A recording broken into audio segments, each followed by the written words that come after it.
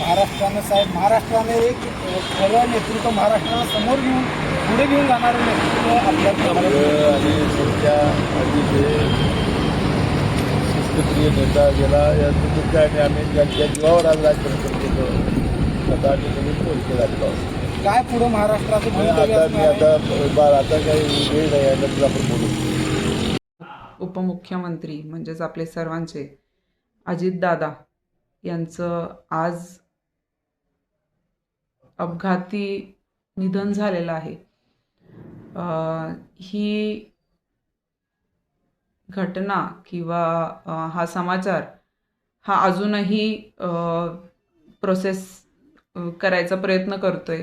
हे अतिशय मनाला न स्वीकार होणारी घटना आहे आणि यामुळे सगळ्या कार्यकर्त्यांमध्ये असेल किंवा ह्या पूर्ण अखंड महाराष्ट्र आहे, सगळं महाराष्ट्र शोकाकुल आहे.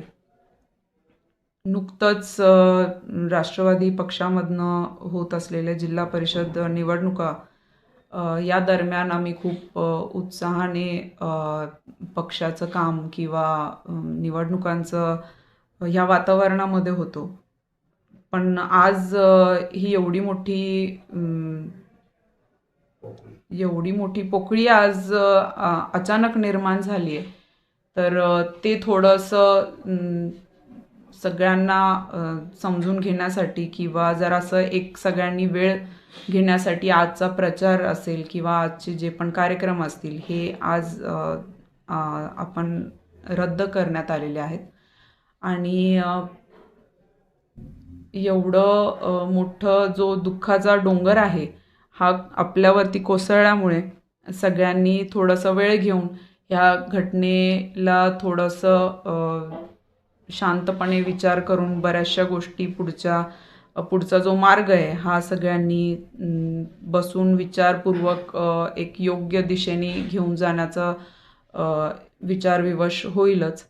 पण माझ्या वतीने सर्व यशवंत परिवाराच्या वतीने मी सगळ्या पवार कुटुंबियांना त्यांच्यासाठी प्रार्थना करेल. सर्व दादांच्या जवळचे जे आहेत सगळे प्रेम करणारे दादांवरती सगळ्या लोकांना एवढंच मी प्रार्थना करेल देवाकडे की आम्हाला सगळ्यांना ताकद द्यावी ह्या दुःखातनं बाहेर पडण्याची. सर्वप्रथम सर्व पवार कुटुंबियांना त्यांच्या सगळ्या परिवारासाठी हीच प्रार्थना असेल की देवाने त्यांना सगळ्यांना खूप धैर्य द्यावं आणि ह्या खूप मोठ्या दुःखातनं सावरण्यासाठी ताकद द्यावी एवढीच माझी प्रार्थना असेल. आणि सर्वजणांना परत एवढंच सांगू इच्छिते की दादा आपल्यातनं गेले पण दादांचं जे काम करण्याची पद्धत असेल किंवा दादा जे आपल्या सगळ्यांच्या मनामध्ये आहेत हे आपण सगळ्यांनी आपल्या कामातनंच जिवंत ठेवायचं आहे. आणि दादांचं काम जे आहे हे थांबलं नाही पाहिजे, हे चालूच राहायला पाहिजे. हीच आपली खरी श्रद्धांजली ठरेल त्यांच्यासाठी. एवढेच माझे 2 शब्द म्हणते आणि सर्व माझ्या अपघातात उपमुख्यमंत्री अजित पवार महाराष्ट्राचे उपमुख्यमंत्री माननीय अजितदादा यांचं अपघाती निधन झाल्याचे वृत्त आले. अतिशय मोठा धक्का मला आणि सर्व तरुण अशा राजकारणी मंडळींना वाटतं. तर अजितदादांचा आदर्श घेऊन अनेक मंडळी राजकारणामध्ये काम करत आहेत. त्यांचा असलेला स्पष्ट वक्तेपणा, त्यांची असलेली ध्येयनिष्ठा आणि विकासाप्रती असलेली त्यांची निष्ठा यामुळं अनेक जण त्यांना आयडॉल मानतात. विशेषतः कोल्हापूर शहराशी सुद्धा त्यांचा फार मोठा संबंध होता, जिव्हाळ्याचा संबंध होता. शिक्षणासाठी ते इथं होते पण अनेक वेळा भेटल्यानंतर ते कोल्हापूरची आठवणी सांगायचे.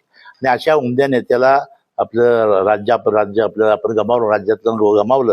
आपल्या सर्वच राजकीय पक्षाच्या नेत्यांना निश्चितपणानं धक्का बसलेला आहे. हे न भरून येणारं नुकसान आहे. महाराष्ट्राच्या राजकारणात 1990च्या दशकापासून खरं तर एक अतिशय धडाडीचं नेतृत्व म्हणून आपल्या सगळ्यांना ओळख असणारे अजितदादांचं आज अपघातामध्ये अकाली असं निधन झालं. कार्यकर्त्यांनी काम कसं करावं, कामाच्या दर्जाबद्दल लोकप्रतिनिधींनी किती जागरूक असावं, विधिमंडळाच्या सदस्यांनी कोणत्या मर्यादांचं कसं पालन करावं, किंवा मंत्री म्हणून विधिमंडळाचं कामकाज कसं करावं, अशा अनेक दृष्टीनं स्वतःची एक वेगळी ओळख निर्माण केलेला लोकप्रतिनिधी आज आपल्यातनं गेला.